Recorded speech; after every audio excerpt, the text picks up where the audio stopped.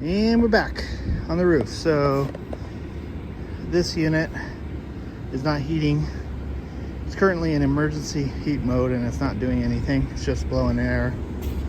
This thing's old. It's from the 1980s. They've been slowly replacing them, but as you can see, very slowly. But yeah, these things are Lennox. They're not horrible. It's just they're so old. They've been hacked up so badly. It's like hard to tell what goes to where. But anyway, let's open this thing up and see why it's not heating. So here we go.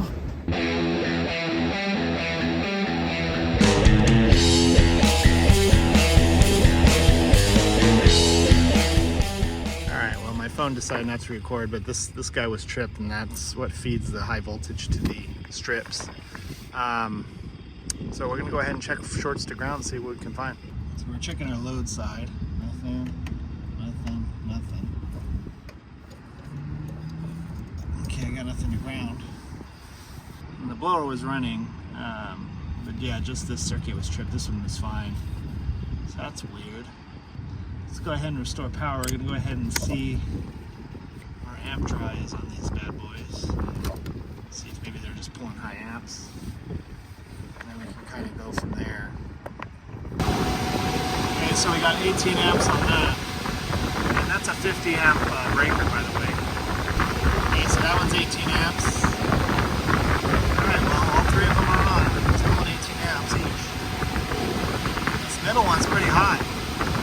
100 and something. 124. This one to the left is 63. That one's 86. 62. 62.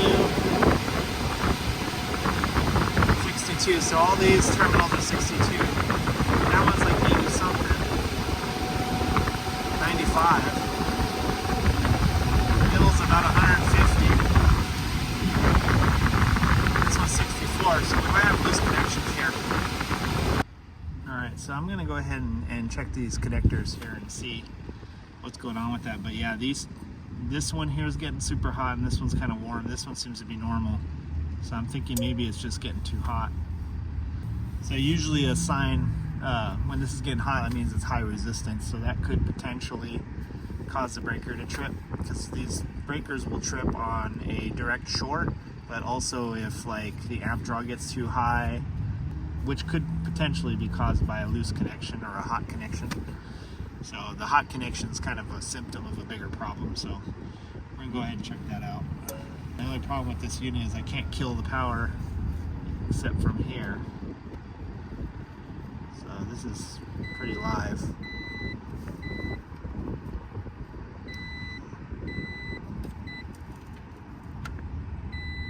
Okay, that's pretty consistent. So we'll go ahead and start with this one here. Oh yeah, that's loose. That's way loose. These are tinned. So basically somebody put some solder on it. So these are actually pretty good contacts to start with anyway. So it makes the wire one solid thing. But yeah, that connector was definitely loose, so we'll go ahead and pop it back in there and crank it down. Cool. So that one's done. Shove these wires out of the way. It's all nice and tight. Let's check out this other one here. So the middle one was the hot one. Oh yeah, it's not even tight. And we're gonna do the same because it looks like these are tinned. So they're good, yep. Okay, we'll go ahead and just crank these down too, just to be consistent, because actually this one's kind of loose too. Might as well do these two while we're at it. This is actually a good practice when you're doing like PMs. Oh yeah, that one's tight. To just tighten all the bolts and the contactors or all the screws. Just because, as you can see, these connections can cause some issues.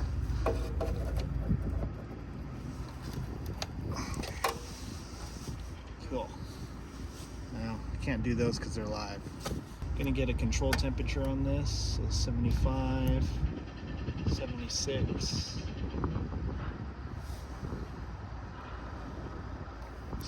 73. All right. So they're about in the 70s. So we'll see. We're gonna go ahead and restore power and see if they get hot again. All right. So all 3 strips are on. So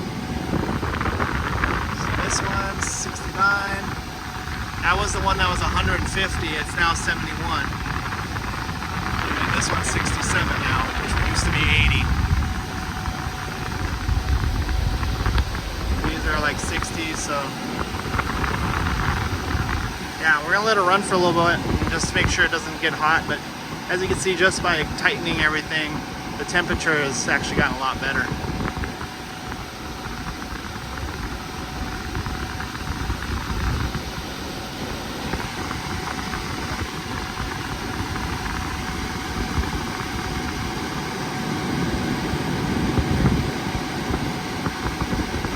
So that connector's kind of warm.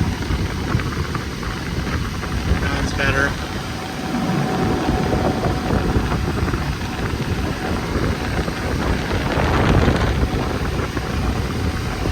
Yeah, so this one's hot. We're going to replace that. The breaker is definitely a lot better. Alright, so I replaced these 2 spade connectors because they were broken. That one was melting and it was extremely loose. This one was loose. I tried to crimp it and it broke, so I just replaced the end. These were all loose, so I was able to squish them tight again. These are good. I tightened these nuts here. Forgot to do these top ones, so we'll do these real quick. Yeah, they're a little bit loose. There we go. So mainly we just tightened up all the screws and stuff and the nuts. All our connection points are tightened. So hopefully that was our problem, because that was getting pretty hot. So let's go ahead and we're gonna crank it back on, let it run for a little bit, and see if we have any more hot spots. That one was like 100 something, now it's like in the 60s. So changing that connector helped. 70s, yeah. No more hundreds.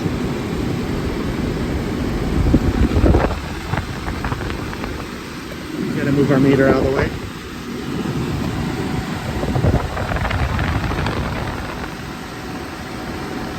Yep.